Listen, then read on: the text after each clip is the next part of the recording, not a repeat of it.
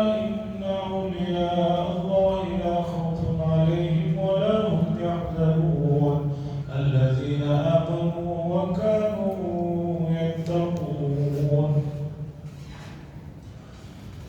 حضرات، سورہ توبہ اور اسی طرح سورہ یونس اور اس کے بعد سورہ ہود کی ہم نے آج تلاوت سنا ہے. سورہ توبہ بڑی سورت ہے اور اس میں پورے ایک غزوے سے متعلق تفصیلات کو اللہ تبارک و تعالیٰ نے بیان فرمائے. غزوہ تبوک مدینہ منورہ سے 700 کلومیٹر کے فاصلے پر ایک جگہ ہے جس کا نام ہے تبوک. رسول اللہ صلی اللہ علیہ وسلم کا یہ آخری غزوہ ہے جس میں رسول اللہ صلی اللہ علیہ وسلم شریک رہے. اس کے بعد پھر کسی غزوے میں آپ نے شرکت نہیں فرمائی یہاں تک کہ آپ کا وصال ہو گیا، دنیا سے پردہ فرما گئے. یہ غزوہ جن حالات میں پیش آیا وہ حالات کافی نازک تھے. مدینہ منورہ میں بالکل سال کی ان کی پوری روزی روٹی کا جو مسئلہ کھجوروں کی جو فصل ہوتی ہے وہ تیار کھڑی ہوئی تھی اور اس سے پہلے غزوے سے آئے ہوئے تھے اور بہت شدید گرمی کا زمانہ تھا اور بہت لمبا سفر تھا.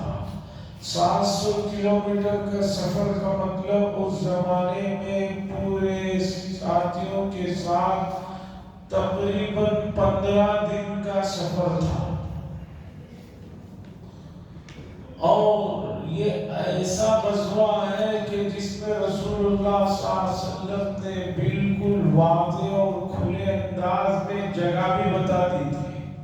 ورنہ رسول اللہ صلی اللہ علیہ وسلم کا معمول تھا کہ جس طرف جانا ہوتا تھا اس علاقے کا نام نہیں بتاتے تھے، صرف بتا دیتے تھے کہ فلاں جگہ جانا ہے. کیوں؟ جنگ جو ہے وہ بہت حساس معاملہ ہوتا ہے. اس میں بہت سی مرتبہ سامنے والے تک خبر نہیں پہنچنا ضروری رہتا ہے. لیکن اس جنگ میں رسول اللہ صلی اللہ علیہ وسلم نے واضح انداز میں اعلان کر دیا تھا کہ تبوک جانا ہے، سب کو جانا ہے. تو بہت سے منافقین مدینے میں آ کر کہنے لگے ہماری طبیعت ٹھیک نہیں ہے، گھر میں حالات برابر نہیں ہے، سواری نہیں ہے، وہ نہیں ہے، یہ آزار بیان کرتے رہے. اللہ نے فرما دیا جو آزار بیان کرے ٹھیک ہے نہیں آنا ہے مت آؤ. یعتذرون الیکم اذا رجعتم الیہ، کچھ تو واپس آنے کے بعد بھی آزار بیان کر رہے ہیں. لیکن 3 صحابہ تھے جنہوں نے سچائی کا سہارا لیا اور سچ بات بتائی. ان کے سلسلے میں بھی اس صورت میں واضح احکامات آئے. 40 دن تک ان کے لیے بڑا ماحول مدینہ منورہ کا تنگ ہو گیا تھا. وَضَاقَتْ عَلَيْهِمُ الْأَرْضُ بِمَا رَحُبَتْ وَضَاقَتْ عَلَيْهِمْ أَنفُسُهُمْ. سب لوگ ان سے بات چیت حضور صلی اللہ علیہ وسلم کے کہنے کی وجہ سے چھوڑ دیے تھے. ایک کعب بن مالک، ایک ہلال بن امیہ، تیسرے مرارہ ابن ربیع. 40 دن کے بعد اللہ کی طرف سے آیت نازل ہوئی کہ اللہ نے ان کی توبہ کو قبول فرمایا اور قرآن مجید میں ان کی سچائی کا ذکر ہوا. یہ پورا غزوہ رسول اللہ صلی اللہ علیہ وسلم گئے اور سامنے اس وقت کی دنیا کی سب سے بڑی سپر پاور طاقت معلوم ہوا کہ روم کے بادشاہ 1,00,000 فوجیوں کے ساتھ حملہ کرنے کا پروگرام بنا رہے ہیں، ہاتھیوں کے ساتھ. اور جب کہ پورے اس زمانے کے جو نئے نئے اس کے ساتھ رسول اللہ صلی اللہ علیہ وسلم گئے 15 دن سفر فرما کر وہاں جا کر 10 دن تک قیام کیا. جب پتہ چلا کہ بھئی مدینے سے خود لوگ آ گئے ہیں حضور صلی اللہ علیہ وسلم کی نگرانی میں، تو ان لوگوں کے حوصلے شکست ہو گئے اور وہ آئے ہی نہیں. اس طرح رسول اللہ صلی اللہ علیہ وسلم 10 دن وہاں قیام فرما کر پھر واپس 15 دن سفر کرتے ہوئے آئے بغیر کسی سے رسول اللہ صلی اللہ علیہ وسلم کا ڈھاک اور آپ کا دبدبا اور آپ کا غلبہ ملک روم پر بھی پڑا.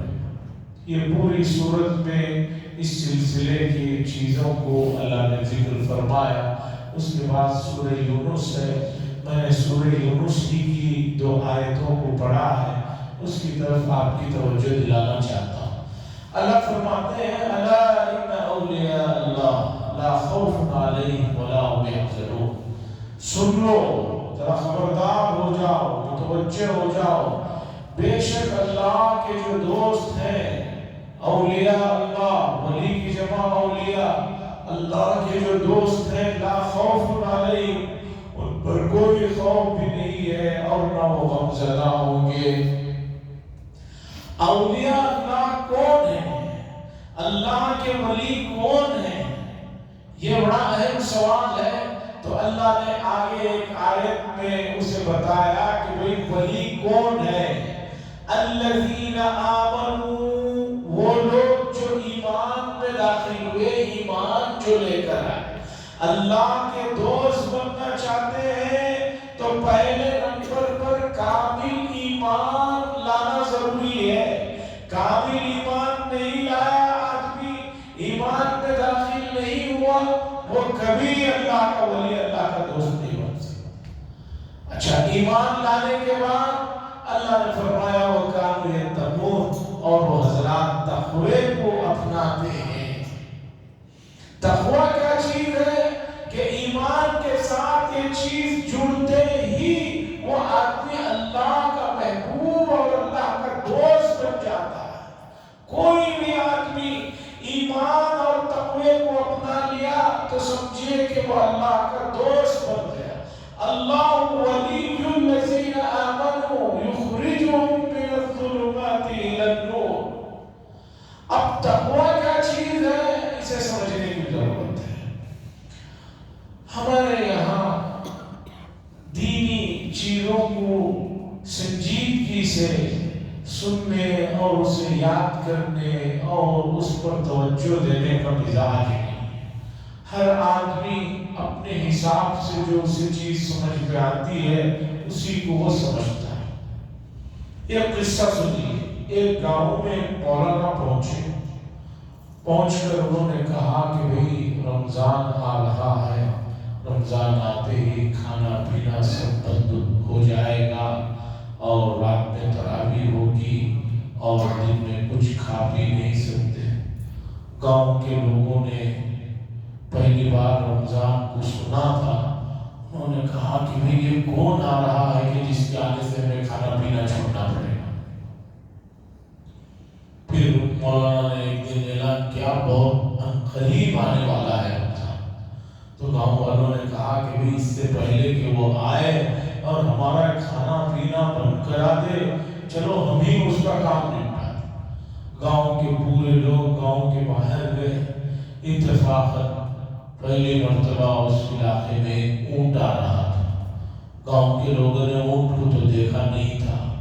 اس کے ڈیل ڈول، اس کی لمبائی، موٹائی، اونچائی کو دیکھ کر کہا کہ بھئی ہو نہ ہو رمضان یہی ہے، اس کے آنے سے ہی ہمیں کھانا پینا بند ہوگا، اس لیے اسی کا کام نمٹا دیتے ہیں تاکہ جو ہے ہمیں کوئی مسئلہ ہی نہ ہو.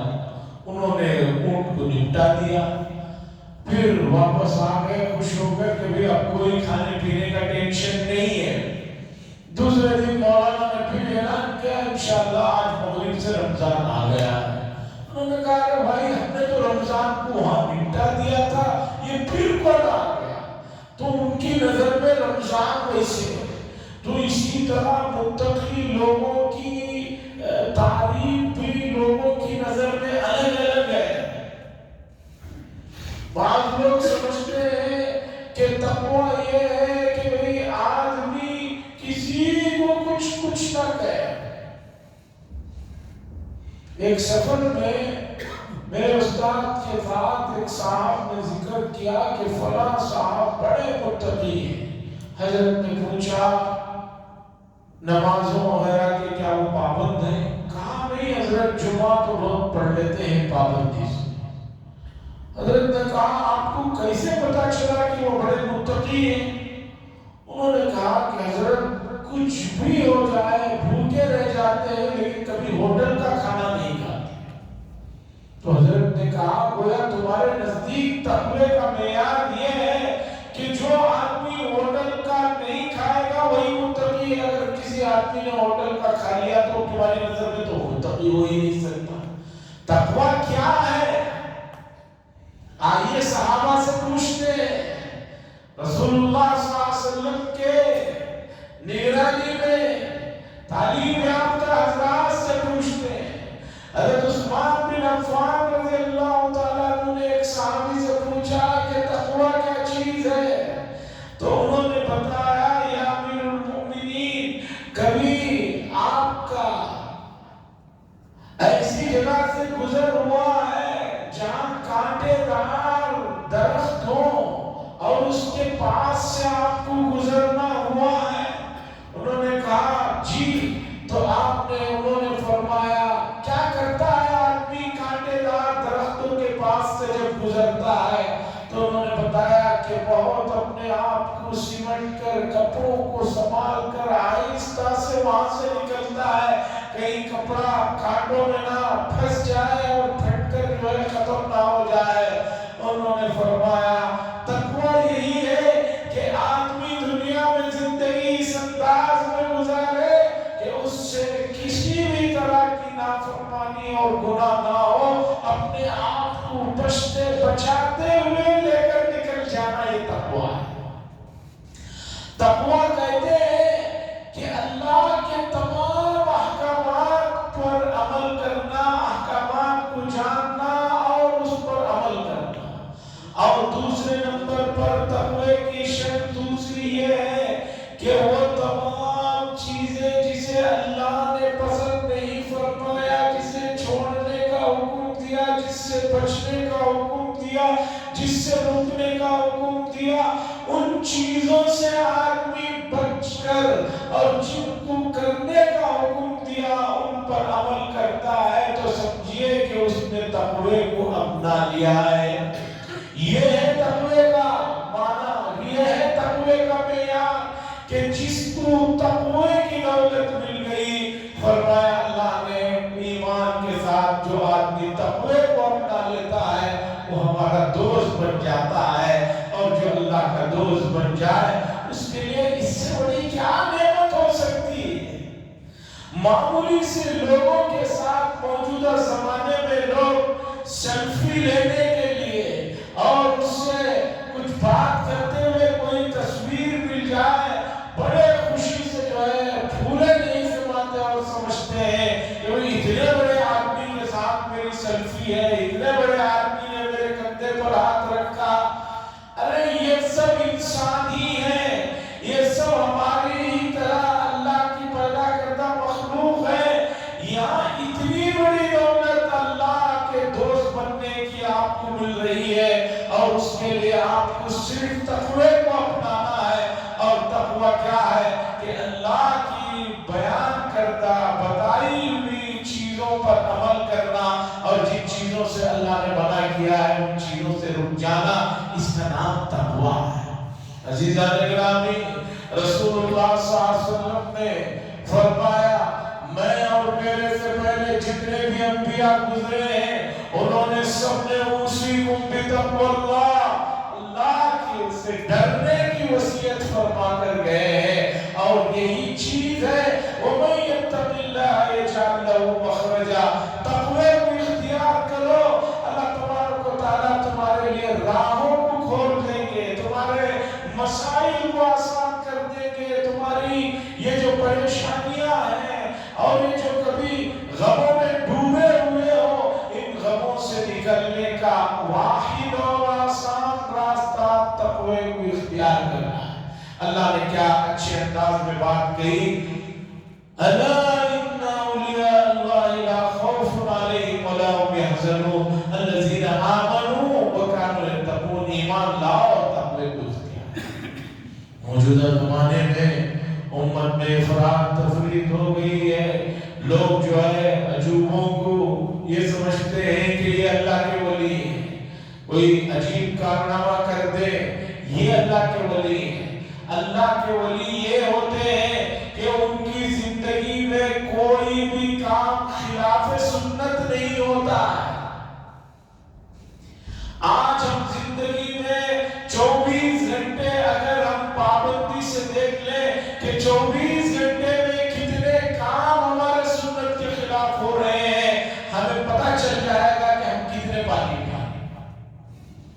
آدمی خوش فہمی میں پڑا ہوا ہے، خوش فہمی میں ہے، کوئی غلط فہمی میں جی رہا ہے اور سمجھ رہا ہے کہ میں ہی سب سے بڑا متقی ہوں۔